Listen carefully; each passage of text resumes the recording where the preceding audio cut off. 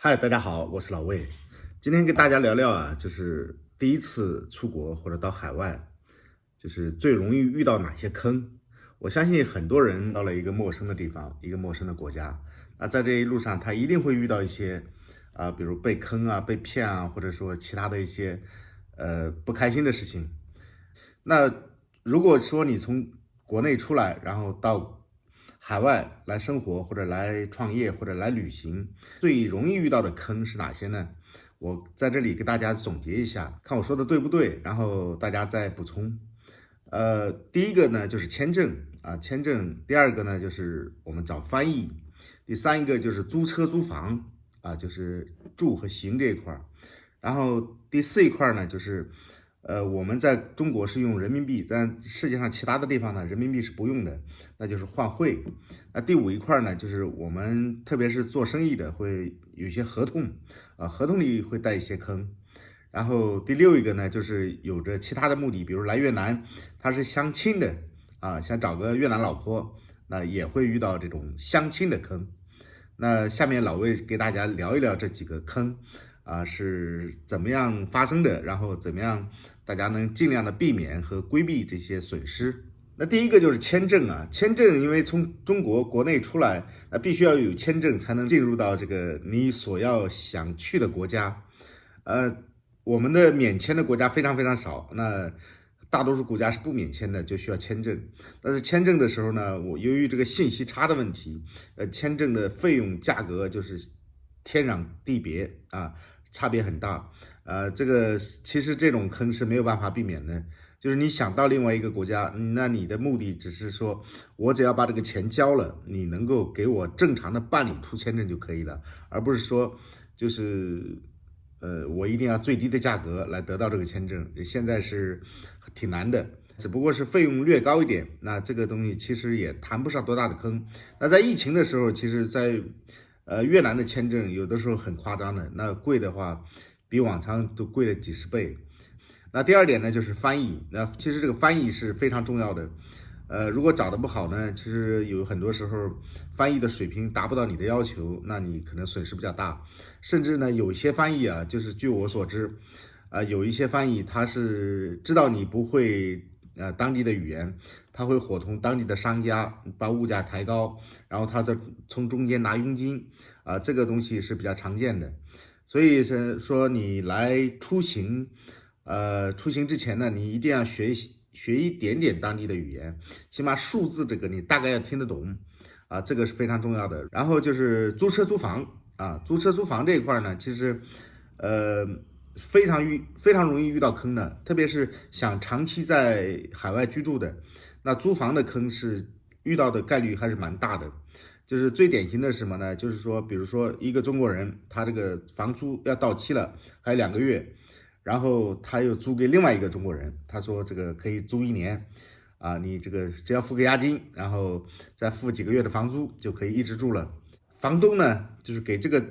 前面这个人讲的，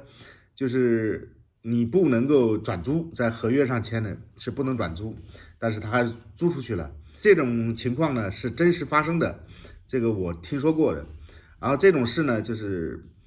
后面的人就跟着倒霉，但后面的人呢，其实在租房子的时候，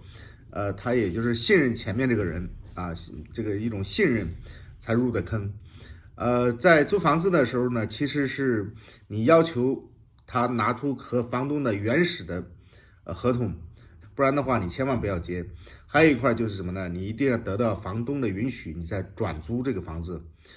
这个一定要有这种法律上的手续，不然的话你这个租了也是白租。另外一块就是说，你委托别人帮你租也是很容易就是被骗当你房屋租赁到期的时候，押金退还不了这种情况也是比较多发生的。那这个为了减少你的损失，3个月以上的你就不要考虑这个房子了，因为让你交的押金越多，最后你拿不到的概率是越高的。就是你能付2个月的押金或者3个月的押金就 OK 了，再往上你这个房子就不要考虑租了除非你非常喜欢这个能给你带来巨大的利益，那是另有说，对吧？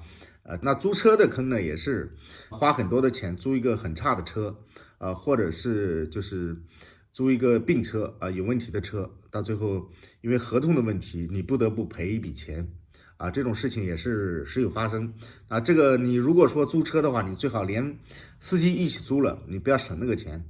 就是连司机一起租，车你不碰，有问题是司机的问题，对吧？啊，这样的话你如果有交警查到了，或者说违章啊什么，跟你也没有关系，你说走就走了，你只要把那个车钱付了，这个就可以了，风险比较小。就是千万不要说自己租车开，风险是蛮大的，其实也省不了多少钱。啊，第四一块呢，就是合同坑，就是我们租房的合同啊，这个租车的合同，啊，这个都需要合同的。那还有一个合同呢，就是商业上的合同，就是我们在做生意的时候跟你签一些带有坑的合同，甚至是就是说跟你签好了合同，要你交一部分定金，他就是骗你的定金的。所以在签订合同的时候，一定要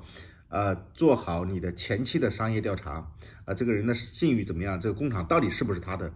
有很多人跟你签合同，工厂都不是他的，就合同给你签了啊，这个时候你就没有办法维权。你找到这边工厂，这边工厂说这个人不是我们工厂的人啊，对不对？那他只是带你来到我们工厂看一下考察的。这个就是你第一块，你语言是有问题的，对吧？或者翻译也是有问题的。比如说中国人在越南开工厂，那用的是越南人做法人啊，这个中国人只是个幕后老板啊，有的时候他说他是老板，但是你信了，但事实上法律上跟他没有任何关系的时候，你也很容易被骗啊，这是一个合同的问题啊。另外一块就是几乎所有来到海外的人都会遇到的问题，就是我们的人民币在国外是不能够就自由的使用的，对吧？这个时候就需要你换当地的货币。那你换当地的货币，有时候呢，你通过一些比如正规的渠道，不太方便，或者换的汇率不好，那是你就通过一些朋友啊，或者说一些地下钱庄进去换。汇率高低这块咱就不谈啊，因为这块谈不到诈骗，就是大家是契约精神的，就是人家告诉你一个价格，你觉得 OK 了，那这就是契约精神了，对吧？就是高低的话都不是被骗。但是被骗的是什么呢？就是你，比如说你给他一些人民币，然后他人消失了啊，跑了，或者说把你拉黑了啊，这种情况是发生的蛮多的。还有一块呢，就是说你给他当地的货币，然后他转给你的人民币呢是黑钱啊，是诈骗的钱，违法的钱啊，你收到这个钱，有可能就把你的人民币账户给你封掉啊，你就损失很大啊，这块很多人也遇到过啊，很多人也遇到过，所以这块是换汇的坑，所以这块大家一定要注意好，就是你不要贪小便宜啊，你一定要找一个相当信任的人，非常信任的人，你才能进行这个货币兑换，因为不要贪便宜。我们所有的被骗啊什么都是无非是两点，人性中最弱的两点。第一呢，就是说我们贪婪。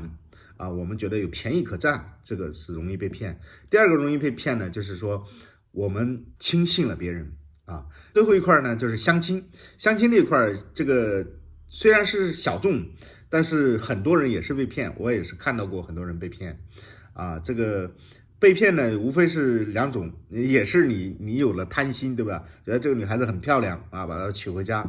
但是呢，你要交付很多的彩礼钱啊，交付很多的定金。但是你要想一想，这个女孩子你配不配得上她，或者说是